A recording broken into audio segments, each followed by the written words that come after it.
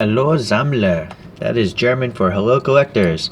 So today I got one model in this box. It's a Kyosho BMW M1. So it's the first mid-engined car made by BMW, and it was also the first car that the motorsports division developed on their own.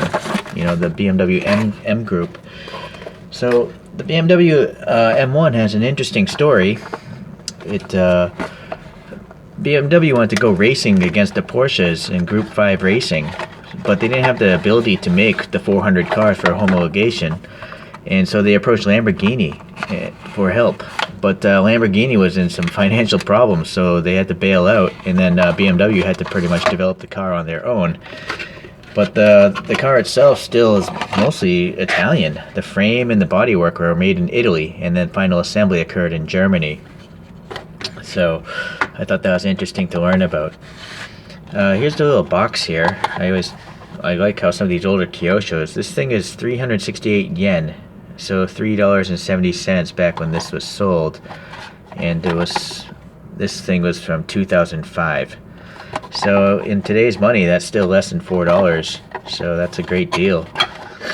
I do notice that there's some really good cars here in this group of collections here. This 3.5 CSL in particular is something I got to get one day. And the 2002 Turbo is a nice car too. And the Le Mans car. And the Z8. And maybe the Isetta as well. Those are cars I'm going to try again in the future. Okay, so anyways, this car also could have come in white, red, and then I chose the silver one. It was just some guy selling it online, but alone, not a dealer or anything like that. Okay, let's take this out the stand as I do with my Kyoshos. So there's an inline 6-cylinder in the back of these cars, in the real cars. There are only 453 made, so it's a pretty rare BMW in the real world. Let's take a look here. Okay. Start with the side view here. So I think the interesting thing to see immediately are the wheels. You know, I've never seen wheels like this before or after this car. These are 16-inch wheels on the real car. They're just so they look like analog. They remind me of like old stereo equipment or something. So very interesting. Probably pretty heavy. Okay, so I'm not sure what these black dots are. I looked up online. The fuel filler cap is supposed to be behind this window. So I'm not really sure what those black dots are. Unless maybe later on in a certain year they moved it there. Possibility. Doesn't seem to be any sort of printing on the side, you know, text-wise. But there is a little indicator lamp up here in the front. You know, a turn signal, I'm guessing. We have some black mirrors. They're just molded in part of the casting themselves.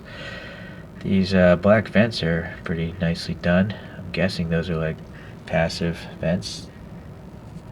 Okay, let's go to the back. Alright, this is really nice. We got the two BMW logos there.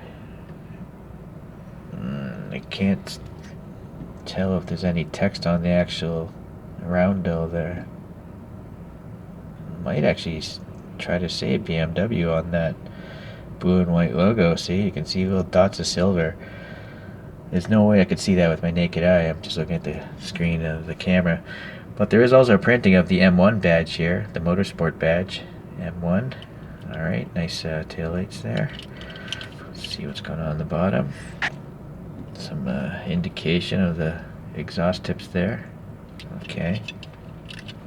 This side. Alright, so no problems, it seems, with cosmetically. I don't see any paint problems so far, so that's good.